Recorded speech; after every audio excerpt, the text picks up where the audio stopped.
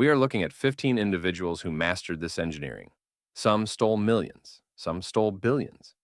Others stole the entire future of their country. Here is how they did it. Suharto, the all-time champion, Indonesia. Finally, we arrive at the top of the list. In terms of raw dollar amount, no one beats Suharto. Transparency International estimates he embezzled between $15 billion and $35 billion. Ruled Indonesia for 31 years. His corruption was structural. He created a system of charitable foundations, known as yayasans, which businesses were encouraged to donate to. These foundations were controlled by Suharto and his family. He also granted monopolies on cloves, toll roads, and cars to his children and friends. If you bought a clove cigarette in Indonesia, you paid Suharto. If you drove on a highway, you paid Suharto. No, he didn't just loot the pot. He owned the stove, the kitchen, and the house. Sani Abacha, the general, Nigeria. Sani Abacha ruled Nigeria for only 5 years, but in that time, he worked with an efficiency that is almost impressive. He didn't use complicated schemes, he just used trucks. He would send personnel to the Central Bank of Nigeria with a truck and a note demanding cash for security reasons. They would load the truck with millions of dollars and drive it to his house. From there, it was wired to accounts in Switzerland, the UK, and Jersey. He stole an estimated $2 to $5 billion. After he died, the Nigerian government spent decades trying to get the money back. The Abacha loot is still being repatriated today, returning to Nigeria in installments, a ghost from the past that keeps paying out. Ferdinand Marcos, the Golden Thief, Philippines. Ferdinand Marcos and his wife Imelda treated the Philippines like a personal vanity project. Over 20 years, they allegedly looted $5 to $10 billion. They declared martial law to secure their grip, then took over major industries. They charged percentages on every large business deal in the country. They moved the money through shell companies in Panama and Liechtenstein, and into real estate in Manhattan. When the people finally stormed the Malacañang Palace in 1986, they found the famous collection of Imelda's 3,000 pairs of shoes. It was a symbol of excess that the world has never forgotten. Marcos proved that you can steal billions, but you can't steal the people's memory. Mobutu Sese Seko, the king of kleptocracy, Zaire. Mobutu is the gold standard for African kleptocracy. He renamed the country Zaire, renamed himself, and then renamed the treasury My Bank Account. He stole an estimated $4 to $15 billion. He chartered Concorde jets for shopping trips to Paris. He built a palace in his ancestral village, Gbadolite, that was known as the Versailles of the jungle, complete with an airstrip large enough for a Boeing 747. When asked about corruption, he once famously told his ministers, "Steal a little and steal cleverly, but don't steal so much that you get caught." He didn't follow his own advice. He stole so much that the state simply ceased to function. By the time he was ousted, the roads had returned to the jungle, and the economy was back in the Stone Age. Kim Jong-il, the God King, North Korea. In North Korea, the concept of corruption is almost redundant because the state and the leader are the same thing. But Kim Jong-il took this to a grotesque level. During the famine of the 1990s, when up to 3 million North Koreans starved to death, Kim Jong-il was the world's largest buyer of Hennessy cognac. He imported pizza chefs from Italy and sushi chefs from Japan to cook for him personally. He ran a shadowy department called Office 39, tasked with generating hard currency for the regime through drug manufacturing, counterfeiting US dollars, and insurance fraud. He ran the country like a criminal syndicate, using the profits to fund his nuclear program and his luxurious lifestyle, while his people ate tree bark. Zine El Abidine Ben Ali, the mafia state, Tunisia. In Tunisia, they called it the family. Ben Ali and his wife, Leila Trabelsi, and ran the country like a family business. It was estimated that the family had a stake in nearly every major sector of the Tunisian economy: telecom, transport, retail, real estate. If you wanted to open a Burger King in Tunisia, you couldn't, because the government wouldn't grant the license, allegedly because the family didn't want the competition for their own restaurants. When Ben Ali finally fled during the Arab Spring, people stormed his palace. They found safes full of cash and jewelry. He didn't just steal tax money. He stifled the entire economy because he wouldn't let anyone succeed unless they were related to him. Robert Mugabe, the liberator turned looter, Zimbabwe. Robert Mugabe started as a teacher and a freedom fighter. He ended as the man who printed the $100 trillion bill. No, Mugabe's corruption was about patronage. To stay in power for nearly 4 decades, he had to keep the army and the police happy. He did this by allowing them to loot the country's resources. When the economy collapsed and regular people were starving, the elite around Mugabe were driving new Mercedes-Benzes and shopping in Dubai. He seized commercial farms ostensibly to give them to landless black Zimbabweans, but the best land often went to his cronies and generals. He destroyed the breadbasket of Africa to ensure that the only people with food were the ones keeping him in power. Alberto Fujimori, the dictator, Peru. We return to Peru to look at the man Montesinos worked for. Alberto Fujimori presented himself as the savior of the nation, the man who defeated terrorism and hyperinflation. But underneath the stability was a massive bribery network. Fujimori used the chaos of the war against the Shining Path rebels to suspend the constitution and rule by decree. While his intelligence chief handled the dirty cash, Fujimori handled the clean image.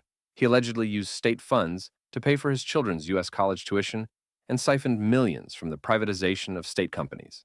He is a rare example of a corrupt leader who was actually extradited, put on trial, and imprisoned for his crimes, proving that sometimes even the most powerful walls can crack. Silvio Berlusconi, the tycoon, Italy. Silvio Berlusconi represents a different kind of corruption, the conflict of interest. Before he was prime minister, he was Italy's richest man, owning the biggest TV networks, publishing houses, and football clubs. When he entered politics, he didn't put his assets in a blind trust. He used his political power to protect his business interests. His government passed laws that specifically helped his companies avoid prosecution for false accounting. He used his media empire to attack judges who tried to investigate him. Berlusconi normalized the idea that the prime minister could also be the country's leading salesman. His corruption wasn't about stealing from the treasury in the night. It was about rewriting the laws in the daylight so that his business practices were no longer illegal. Jean-Claude. Baby Doc Duvalier, the playboy, Haiti. When his father, Papa Doc, died, Jean-Claude Duvalier inherited the poorest country in the Western Hemisphere at age 19. He treated Haiti like a personal inheritance. While Haitians were starving, Baby Doc was famous for his shopping sprees in Paris. He would reportedly spend hundreds of thousands of dollars on jewelry and designer clothes in a single afternoon. To fund this, he systematically drained the treasury. He allegedly skimmed money from government contracts and even listed the national tobacco monopoly as a personal account. His wedding is said to have cost $2 million, in a country where the average citizen lived on pennies. He treated the national budget as a credit card with no limit, leaving Haiti in a hole it is still trying to crawl out of today. Saddam Hussein, Iraq. Finally, we have Saddam Hussein. Like Milosevic, Saddam used international sanctions as a tool for enrichment. The mechanism was the UN's Oil for Food program. This program was designed to allow Iraq to sell oil to buy food and medicine for its starving population. Saddam turned it into the world's largest bribery scheme. He demanded kickbacks from any company that wanted to buy Iraqi oil or sell humanitarian goods to Iraq. If you wanted a contract to sell rice to Baghdad, you had to pay a surcharge into a secret bank account in Jordan or Lebanon, controlled by the regime. It is estimated that he generated over $1.8 billion in illegal kickbacks and another $11 billion from oil smuggling. Saddam didn't trust banks, so he hoarded cash. He treated the Iraqi central bank as his personal wallet. Just hours before the U.S. invasion in 2003, his son Qusay arrived at the central bank with a handwritten note from Saddam demanding $1 billion in cash. They loaded the money, $900 million in $100 bills, and $100 million in euros, into 3 tractor trailers. It was one of the largest bank heists in history, committed by the government itself. Later, U.S. troops found hundreds of millions of dollars hidden in the walls of his palaces, and even buried in crates in the ground. Viktor Yanukovych, Ukraine. When Viktor Yanukovych fled Ukraine in 2014, he didn't just leave a political vacuum. He left a crime scene. Yanukovych is a perfect example of feudal corruption. He treated Ukraine not as a country to govern, but as an estate to be harvested. The symbol of his corruption was Mejihiria, his private residence. It was a 350-acre palace complex that he somehow acquired through a chain of shell companies for pennies on the dollar. When protesters stormed the gates, they didn't just find luxury. They found madness. They found a private zoo with ostriches, a floating restaurant built to look like a pirate ship, and a chandelier that cost $9 million. In a country where the average salary was a few $100s a month, Yanukovych had spent vast fortunes on gold-plated loaves of bread and heated soil for his exotic plants. But the palace was just the showroom. The real theft happened in the energy sector. Yanukovych and his inner circle, known simply as the family, allegedly siphoned off between $30 billion and $100 billion. They used a network of shell companies in Austria, the UK, and Cyprus to launder state funds. They rigged government procurement contracts so that companies owned by the family would win every bid at inflated prices. When he fled to Russia, now it was reported that he took truckloads of cash and valuables with him, leaving the Ukrainian treasury with practically nothing but debt. Najib Razak, Malaysia. If Yanukovych was a feudal lord, Najib Razak was a modern financial engineer. His corruption scandal, known as 1MDB, is perhaps the most sophisticated financial heist in history. It involved Goldman Sachs, Hollywood movies, and billions of dollars in sovereign wealth funds. 1MDB was supposed to be a development fund to help the Malaysian people. Instead, investigators believe at least $4.5 billion was stolen from it. Najib and his accomplices, including the fugitive financier Joe Low, treated this public fund like a personal credit card. They didn't just steal the money, they flaunted it. Money from 1MDB was used to buy a $250 million yacht, Monet paintings, and real estate in New York and London. In a bizarre twist of irony, stolen Malaysian tax money was even used to fund the production of the movie The Wolf of Wall Street. When the police raided Najib's properties in Kuala Lumpur, they needed 5 trucks to haul away the evidence. They found 1,400 necklaces, 567 luxury handbags, mostly Hermes Birkins, 423 watches, and 2,200 rings. The total value of the seized items was over $270 million. The crown jewel of this collection was a pink diamond necklace worth $23 million, bought for his wife, Rosma Mansour. Najib's case proves that in the 21st century, you don't need a mask and a gun to rob a bank. You just need a prime minister's signature and a compliant global banking system. Slobodan Milosevic, Serbia/Yugoslavia. Slobodan Milosevic is mostly remembered for the brutal wars in the Balkans, but behind the nationalism was a massive criminal enterprise. While he was telling the Serbian people that they were victims of an international conspiracy, he was robbing them blind. During the sanctions of the 1990s, Milosevic controlled the state through a system of sanction busting. He used the embargo as an excuse to route all trade through state-controlled monopolies run by his cronies. They would import oil and cigarettes, duty-free, and sell them at a massive markup on the black market. The profits didn't go to the state. They went to secret accounts in Cyprus and Switzerland. Now investigators believe Milosevic and his inner circle moved huge amounts of cash, literally suitcases full of Deutsche Marks, out of the country. When the customs officials at the Belgrade airport asked questions, they were replaced. It is estimated that over $1 billion was moved to Cyprus alone. At the same time, his government printed money to fund his wars, causing hyperinflation that destroyed the life savings of millions of ordinary Serbians.